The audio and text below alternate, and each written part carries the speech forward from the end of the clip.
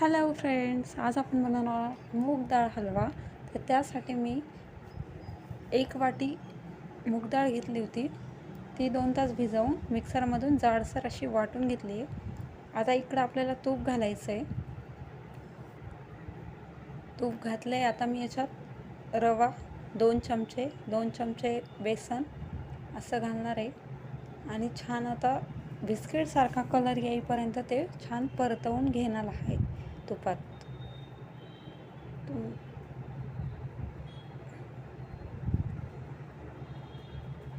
आता तुम्ही बघू शकता आपला कलर छान चेंज झालेला आहे.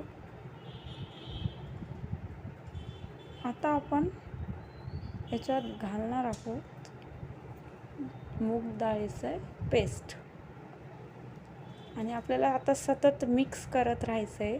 सतत चमच्याने स्टर करत राहायचं आहे, जेणेकरून खाली कढईला चिकटणार नाही. तुम्ही थोडं तूप ॲड करा, अजून 2-2 चमचे.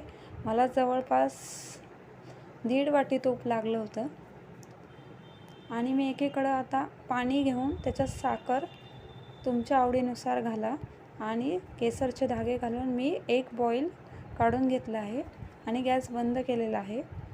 आता मी सतत स्टर करते. इकडं तुम्ही बघू शकता टेक्स्चर चेंज झालेलं आहे.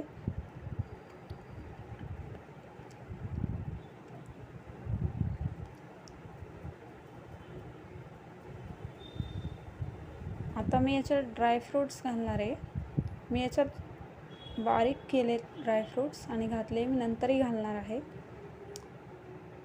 तर छान ते पण आता भाजून घ्यायचे. मी जवळपास 45 मिनटं हे छान भाजून घेतलं. आपल्याला सिरप घालायचं आहे जे आपण तयार केलं आहे आणि छान मिक्स करायचं आहे आणि विलायची पावडरसुद्धा ॲड करायची याच्यात आपल्याला. आता छान मिक्स झाल्यावर विलायची पावडर ॲड करा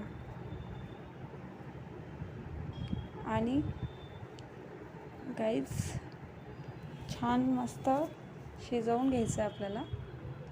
तुम्ही बघू शकता आपला हलवा तयार झाला आहे. तुम्ही ह्या स्टेजला 2 चमचे तूप ॲड करा, छान दिसेल.